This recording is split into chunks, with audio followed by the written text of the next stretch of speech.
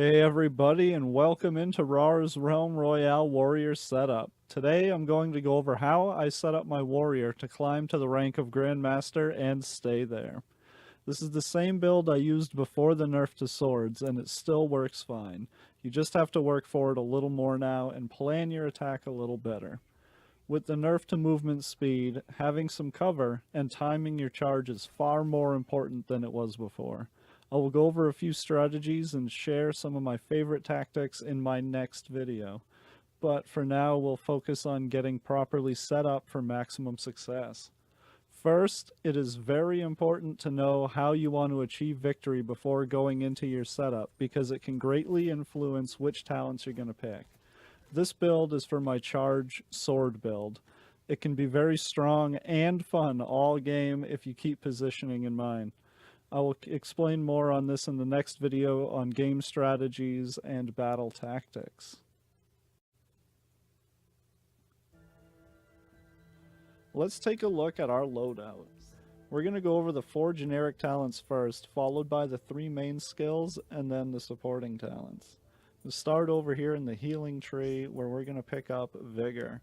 It's going to increase our maximum health by 300, and this is most beneficial in the early game gunfights to give us that little bit of extra edge and hopefully get a couple early chickens and get our sword quickly. The extra health is also beneficial in the late game when we get into those melee battles.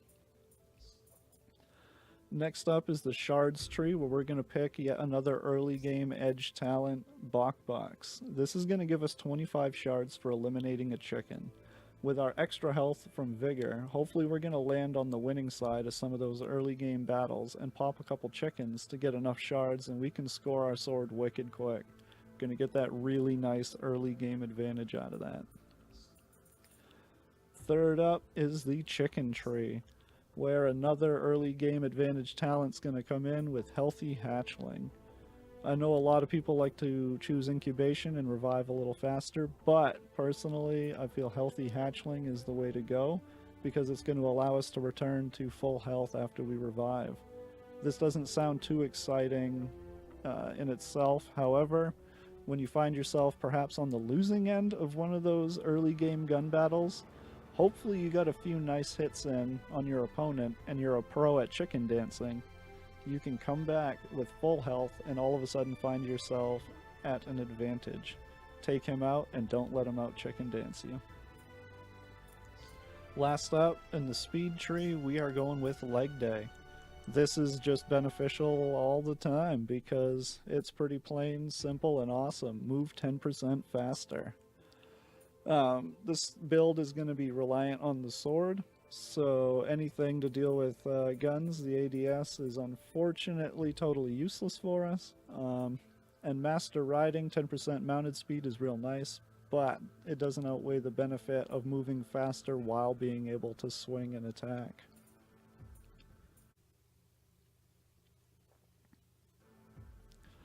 Now we're going to take a look at our 3 main skills, starting out with our ability buff. For this build, we're going to use Inspire, which is incredibly beneficial in both solo and group games. Our Healing Shout is now going to heal allies for a burst of 400 health, and that 400 instant healing can be really nice in battle. I've also seen a lot of people use Into the Fray, but for me, the 4-second duration of benefit was just a little too underwhelming to justify using it over Inspire, especially if in a group game, because that instant healing can be the difference between life and death and the victory of a battle. Next up is our weapon buff. This is where we really get to shape our build with the Edgemaster talent. The swords are going to deal 30% increased damage and grant us 10% increased movement speed. This paired with a legendary sword is going to give us 1066 damage per swing. People have up to 1500 armor and between 1500 and 1800 health, so this means between 3000 and 3300 life topped off. This lets us pop people into chickens with 3 to 4 hits from full health. We're going to be swinging at 1.3 swings per second, and this gives us our 4 swings required in essentially 3 seconds, making it a very quick attack if done properly. Paired with the proper runes, however, the attack can be over even quicker.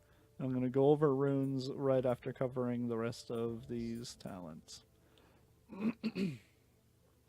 Last up is our movement tree, where I find the most benefit in brutality. This is buffing our heroic leap and charge abilities so that they're going to deal 600 damage on impact.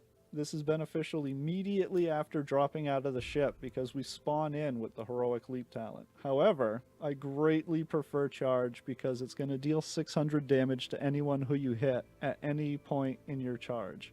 Unlike heroic leap, where it only deals damage where you land, limiting its potential usefulness. Also, the charge, in my opinion, is far more useful in the late game because in tight quarters or in houses where you would get caught up, like stuck glitching in ceilings or in floors when you leap, that won't happen with charge. The last three talents down here are essentially just mirroring what we have just chosen from for our main skills. These talents will ensure that we get our preferred setup from the forge with the exception of runes, which I'll cover next. I chose down here to use Healing Shout, Forged Sword, and Forged Charge.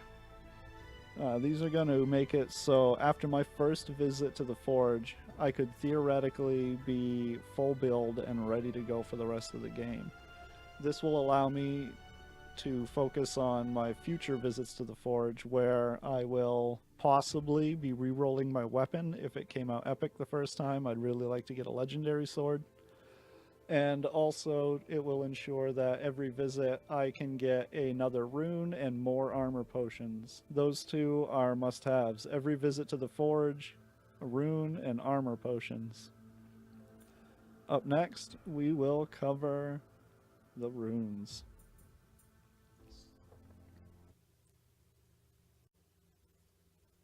Let's talk about runes and witness their power right away here with a good example of the lifesteal rune. Watch my health and the healing in action during the fights. We have 6 rune slots to fill, and here are my recommendations with a decision to be made at the end. Here are the 5 ideal runes for this build, starting with the first absolutely must-have rune. All the others are incredibly beneficial, however, the movement rune and its 20% movement speed buff is crucial for this build to really shine, especially since they nerfed the movement speed bonus from Edgemaster. Number 2 on the rune priority list is Weapon Damage rune and its 15% extra weapon damage. This is an amazing buff in itself, and it provides an extra benefit if paired with the Lifesteal rune. Number 3 on our priority list, and my personal favorite, is going to be the passive armor repair rune, providing us with a 10 armor per second regeneration, which is awesome on all builds.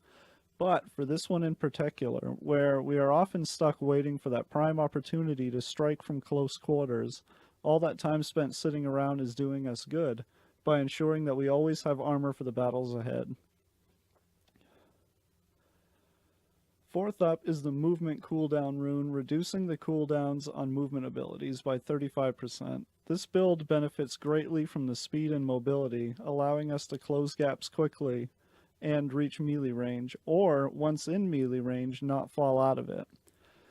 Having charge up more often is great for mobility, and don't forget about the nice bonus of 600 extra damage if you hit them. The 5th rune follows the 4th's logic of keeping us in melee range. It's the CC protection rune, reducing crowd control effects and knockback by 90%, helping us stay on target with minimal interruptions. Our last rune is a bit of a toss-up depending on how I've been losing more lately. I generally prefer the Lifesteal rune for its 30% lifesteal and overall utility. I will, however, sometimes swap it out for Mount Speed's 20% increased Mount Speed if I've been having trouble closing that last gap. Hey everybody, and thank you for watching the video. I hope you found some useful information, and I greatly appreciate any feedback in the comments below. Subscribe to this page to see future videos on Realm Royale and World of Warcraft. My next video will be on strategies and battle tactics for the warrior we just built in this video. So be sure to come back and see how to most effectively use the awesome tool that we just created. Also, check out my page and follow me on Facebook Gaming. Find me at facebook.com/rargaming and catch the live streams to participate in the chat and be a part of future celebrations. You'll also get to see the action live as it's happening, along with other followers and viewers that are watching. It's a little more exciting to be part of a community event. You get to chat, be a part of it in real time. It's great fun for all.